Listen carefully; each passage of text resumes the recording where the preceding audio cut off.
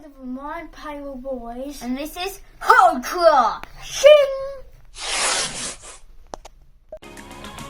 So watch some fireworks.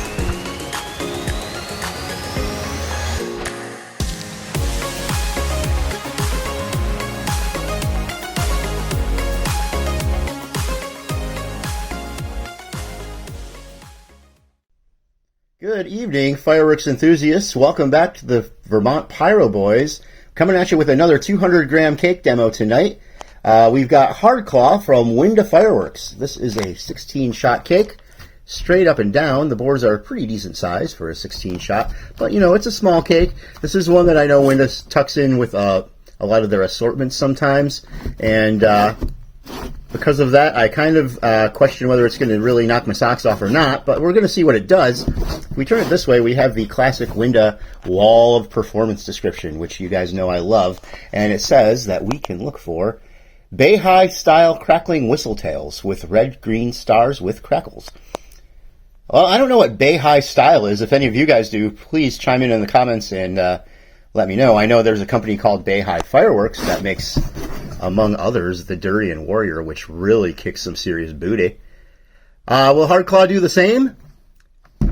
I'm more of a beer man myself, so let's try a little Hardclaw and have some dainty flavored seltzer of pyro, shall we? Here we go. Hardclaw.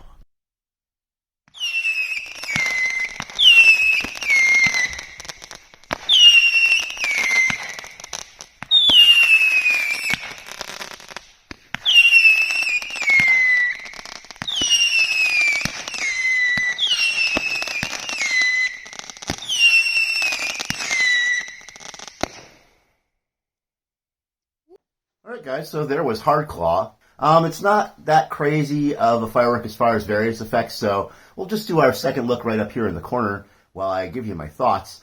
First of all, I guess those Bay-High style whistles were the whistles. They were really loud. I'm not sure what the Bay-High thing is, once again. As far as the brakes, you know, it really reminded me of one of these little fellas. And I'm sure you've all seen these before in assortment packs and things that you grab around the holiday to have a lot of small stuff to maybe shoot in the driveway with the kids before you start your bigger shows. Yeah, it was like a souped up Happy. The brakes kind of shot out almost like a horsetail in one direction, but they didn't have that duration and drip of a horsetail. You know, I guess I would say, it was okay for this firework. It was fun. It wasn't unfun, but I don't think I would buy another one either. But that being said, I think fireworks like this definitely have some merit. Fireworks of this size from Winda, there's a whole family of them. So in the same family, we have the Bump Bear. And I know you guys love this one. You guys know I love this one. If you scroll back in my videos, you can find where we lit a dozen of these at once to celebrate having Pyro Camp. This one here has been like a big part of my pyro journey.